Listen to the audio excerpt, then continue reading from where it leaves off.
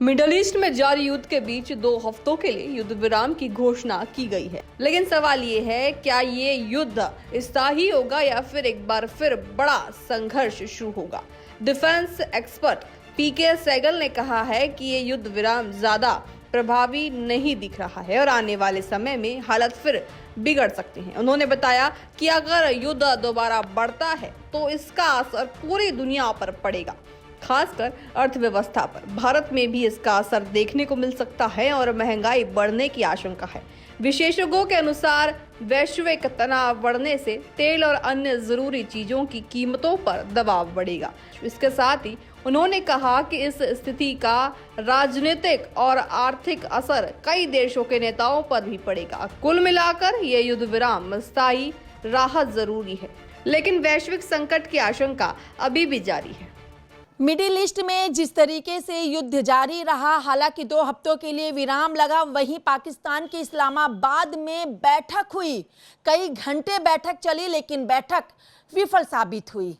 किस तरीके से इसका असर भारत पर पड़ने वाला है, क्या कुछ महंगाई बढ़ने वाली हो, किस तरीके से युद्ध के चलते आम जनता को खामियाजा भुगतना पड़ सकता है, इन्हीं मुद्दों को लेकर बात कर लेना चाहेंगे। डिफेंस एक्सपर्ट पीके सहगल हमारे साथ मौजूद हैं। सर, लगातार युद्ध जारी, हालांकि 2 हफ्तों के लिए विराम, लेकिन लोगों की नजरें टिकी थी इस्लामाबाद की बैठक।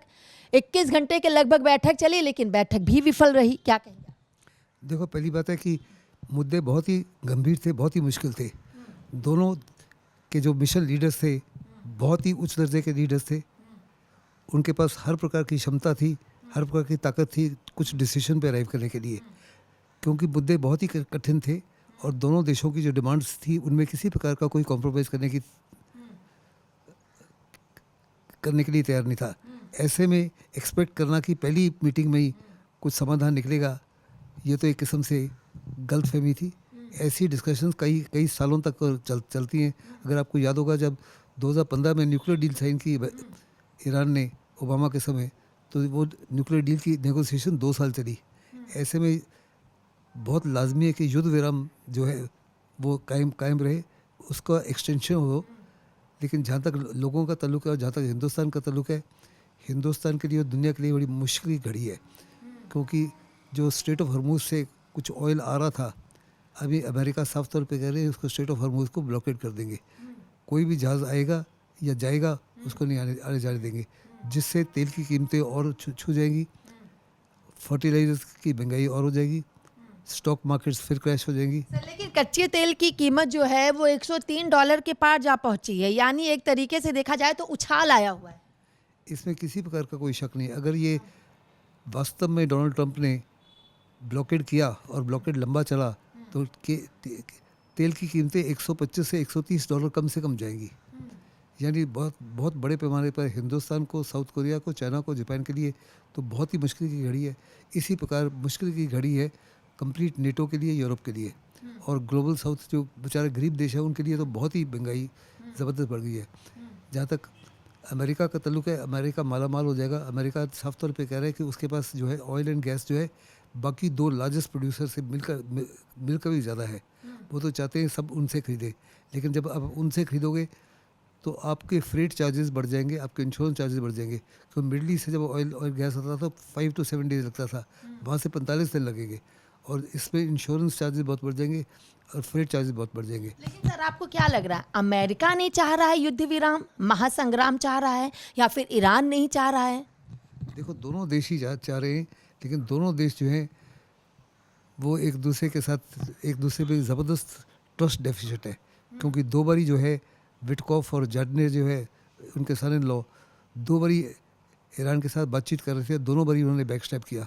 एक बारी जून के महीने में लास्ट ईयर जब उन्होंने अचानक हमला किया 12 दिन के लिए, फिर 28 फरवरी को जब फिर नेगोशिएशन चल रही थी, नेगोशिएशन के बीच में। ऐसे में किसी प्रकार से वो ट्रस्ट नहीं करते थे।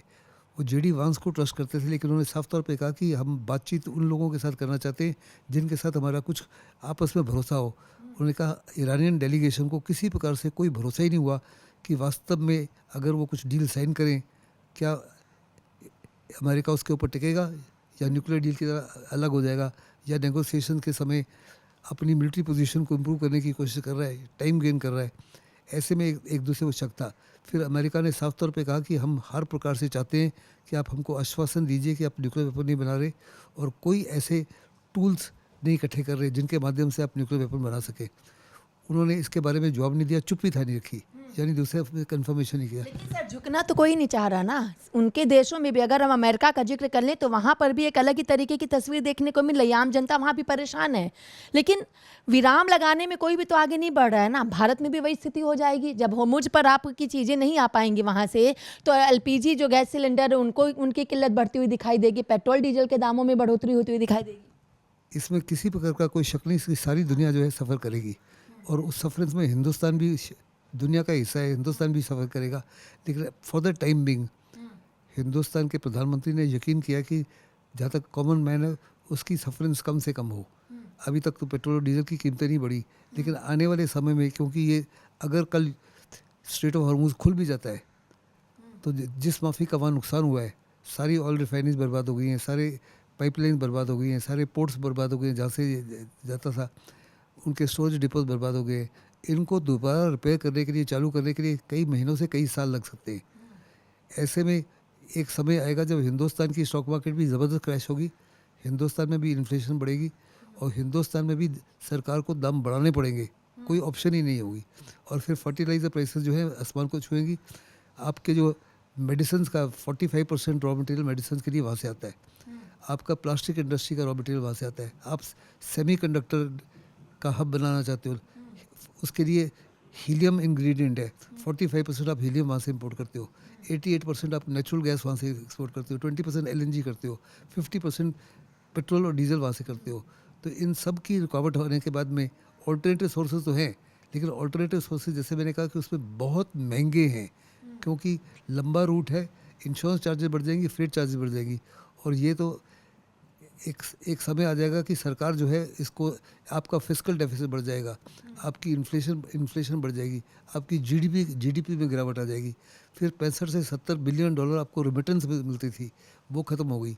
फिर आपका जो यूरोप में एक्सपोर्ट होता था वाया द बाहर नॉर्थ साउथ ट्रांसपोर्ट कॉरिडोर, उससे आपको 25% फ्रेट चार्जेस बचते थे, अभी उसको भी बम्बार्ड कर दिया है।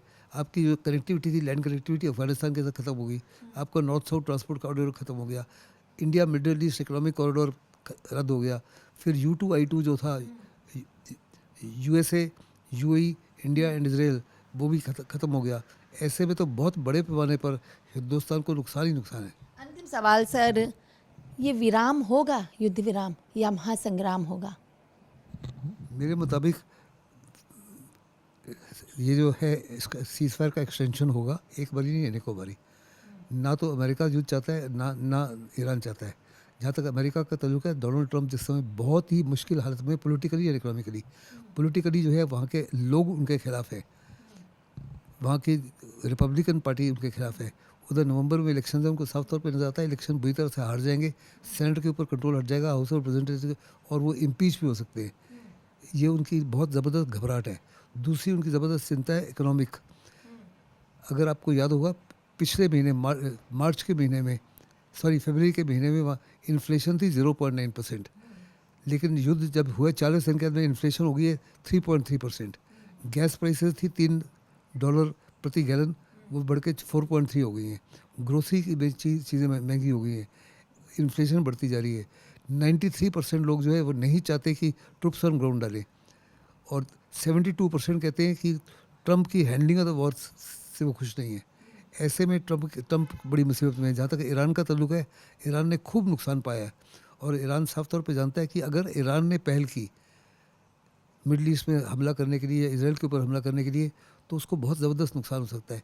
और इस समय जो खमेनी का बेटे हैं वो तो एक किस्म से नोशनल लीडर है, वास्तव में पावर जो है IRGC के पास में, और IRGC साफ तौर पे जानता है कि उनका ट्रांसपोर्टेशन सिस्टम जो है, रोडवेज़ हैं, रेलवे सिस्टम बर्बाद हो गया है, और अगर उसमें और बर्बादी होगी तो उस देश को गवर्न करना ऑलमोस्ट इम्पॉसिबल होगा IRGC, और उन्हीं के लोग जो हैं अपना संयम खो बैठेंगे और उनके खिलाफ खड़े हो जाएंगे जैसे पहले खड़े हुए थे। चलिए, बहुत बहुत शुक्रिया। ये थे हमारे साथ डिफेंस एक्सपर्ट पीके सहगल। तो जाहिर सी बात है कि युद्ध किसी के लिए फायदामंद नहीं होता है, नुकसान के अलावा कुछ और युद्ध से नहीं मिलता है। ऐसे में युद्ध विराम होना चाहिए, ना कि महासंग्राम जारी होना चाहिए। वीडियो जर्नलिस्ट हिमांशु सिंह के साथ मैं कंचन अरोड़ा, TV7 भारत, दिल्ली।